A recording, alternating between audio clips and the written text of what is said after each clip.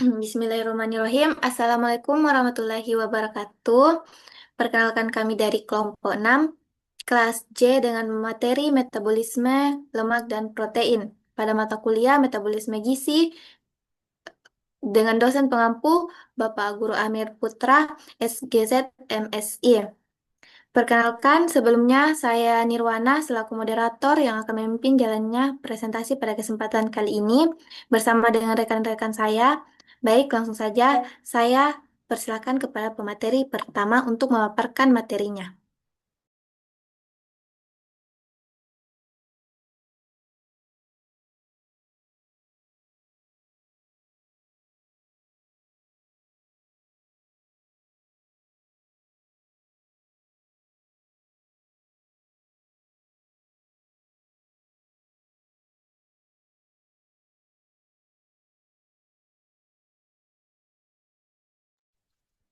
Baiklah, materi yang pertama yaitu pencernaan dan penyerapan protein. Protein ditemukan di seluruh tubuh dengan lebih dari 40% protein tubuh ditemukan di otot rangka, lebih dari 25% ditemukan di organ tubuh, dan sisa protein sebagian besar ditemukan di kulit dan darah. Protein sangat penting secara nutrisi karena asam amino penyusunannya yang harus dimiliki tubuh untuk mensintesis berbagai jenis protein dan molekul yang mengandung nitrogen yang membuat kehidupan mungkin. Setiap protein dalam tubuh unik dalam karakteristik dan pola utama asam amino yang membentuk strukturnya. Sumber dan pencernaan protein untuk menyediakan asam amino bagi tubuh akan ditinjau bersama dengan bagaimana asam amino tersebut kemudian diserap dan dimetabolisme dalam sel.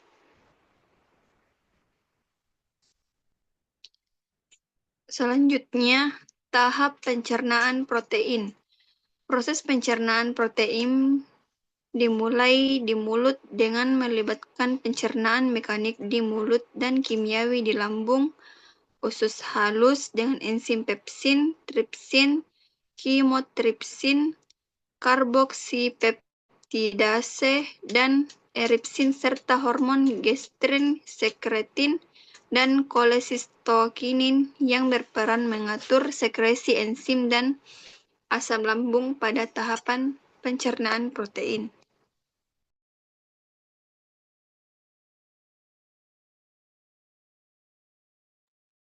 Selanjutnya yaitu tahap penyerapan protein. Proses penyerapan protein berupa asam amino dan peptida kecil terutama terjadi di usus halus. Pertama, protein yang sudah dicerna menjadi asam amino dan peptida masuk ke dinding usus halus atau enterosit, terutama pada jejunum dan ileum, wilayah dengan fili dan mikrofili yang memperluas permukaan penyerapan. Kedua, asam amino diserap ke enterosit melalui transfer aktif yang bergantung pada ion natrium. Sebagai kotransporter, memungkinkan transfer melawan gradien konsentrasi. Ketiga, peptida kecil diserap melalui transfer aktif yang bergantung proton. Kemudian di dalam enterosit, peptida ini diurai menjadi asam amino bebas oleh enzim peptidase. Keempat, setelah masuk ke dalam enterosit, asam amino dilepaskan ke pembuluh darah kapiler dengan mekanisme difusi atau transportasi aktif agar dapat diedarkan ke seluruh tubuh untuk berbagai fungsi metabolik.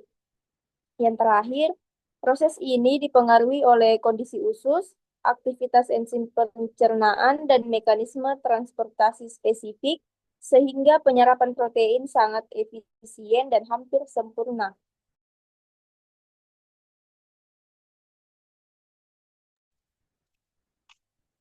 Selanjutnya, pencernaan dan penyerapan lemak. Sebagian lemak tubuh, lemak berfungsi sebagai tempat penyimpanan energi, memberikan perlindungan pada organ dalam, dan mengisolasi terhadap kehilangan panas. Lemak juga membentuk dasar membran sel, hormon steroid, asam empedu,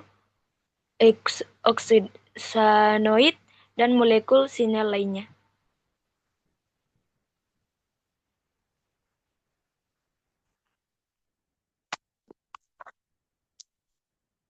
Selanjutnya, tahap pencernaan. Proses pencernaan dimulai di mulut dengan pengunyaan dan kerja enzim amilase saliva yang memecah patin menjadi maltosa serta lipase lingual yang mulai mencerna lemak. Lalu di lambung, Haji mendehidrasi protein, mengaktifkan pepsin dari pepsinogen untuk memecah protein menjadi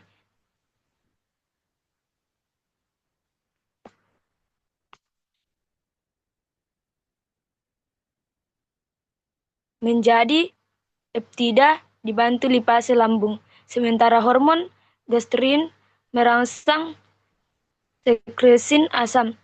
Makanan berbentuk asin kemudian masuk ke usus halus, tempat empedu mengemulsikan lemak dan hormon CCK, merangsang pelepasan empedu serta enzim pankreas, tripesin, kimotripesin, amilase, lipase, sedangkan setrin merangsang pankreas mengeluarkan bikarbonat untuk menetralkan asam. Enzim pankreas memecah protein menjadi asam amino, karbohidrat menjadi maltosa, lemak menjadi asam lemak, dan monogliserida yang kemudian diselesaikan oleh enzim usus halus, peptidase, maltase, laktase, sukarase, sehingga siap diresap. Tahap penyerapan.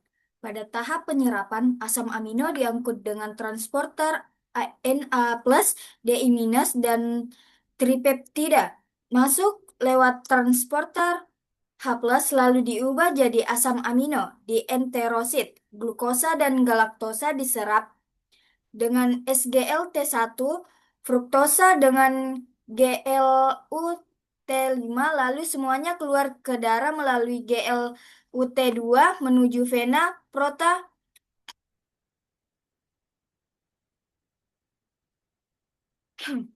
porta hepatika, sedangkan lemak dalam bentuk asam lemak dan monogliserida bergabung dengan garam empedu membentuk misel untuk masuk ke enterosit, kemudian disusun ulang menjadi trigliserida dan dikemas menjadi silomikron yang dilepaskan ke pembuluh limfe atau lakteal sebelum akhirnya masuk ke sirkulasi darah.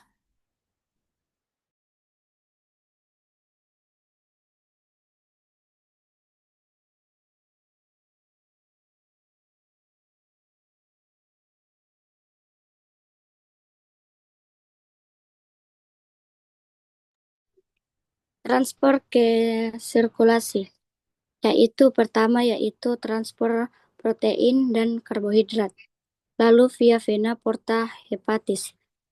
Adapun proses terbagi menjadi 4, yaitu protein dicerna, lalu jadi asam amino, lalu diserap enterosit usus halus. Yang kedua yaitu asam amino masuk ke pembuluh darah kapiler difili usus.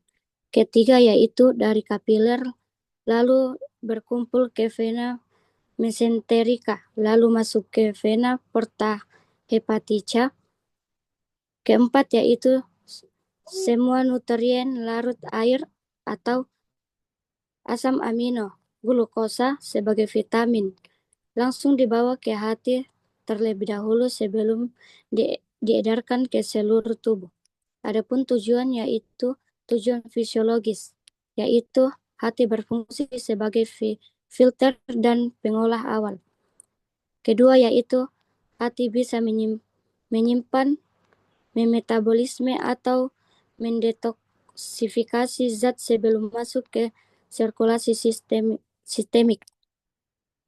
Kedua yaitu transport lemak lalu via sistem limfatik lalu dusti thoracius.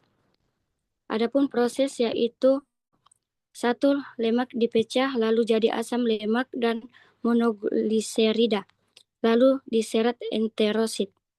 Kedua, yaitu di enterosit dibentuk lagi jadi trigliserida, lalu dibungkus jadi kilomikron atau lipoprotein besar. Ketiga, yaitu kilomikron tidak bisa langsung masuk ke kapiler darah atau terlalu besar. Keempat, yaitu mereka masuk ke pembuluh limfe usus lakteal lalu dialirkan ke sistem limfatik.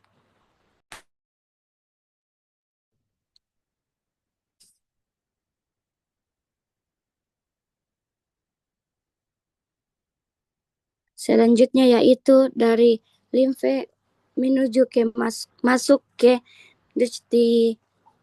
ductus thoracius lalu bermuara ke vena subclavia kiri lalu baru masuk ke sirkulasi darah sistemik. Tujuan fisiologis yaitu menghindari first pass effect hati. Lemak dapat langsung beredar ke jaringan perifer atau otot jaringan di fosa sebelum akhirnya ditangani hati.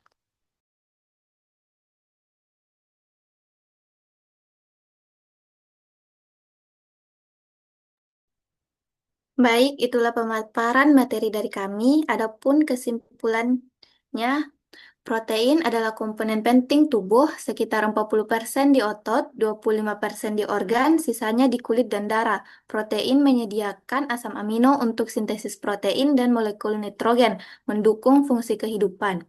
Pencernaan protein dimulai di mulut, berlanjut di lambung dan usus halus dengan enzim seperti pepsin dan tripsin, dan hormon gastrin dan sekretin. Asam amino dan peptida diserap di usus halus melalui transport aktif lalu diedarkan ke seluruh tubuh.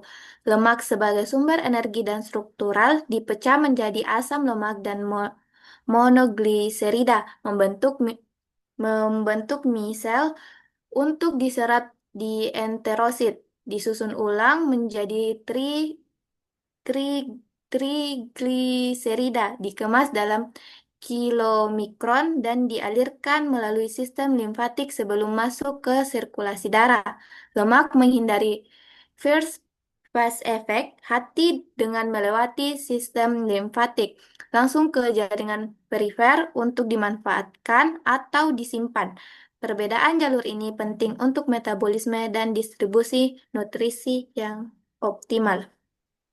Baik, itu saja pemaparan materi dari kami. Kurang dan lebihnya mohon dimaafkan. Wassalamualaikum warahmatullahi wabarakatuh.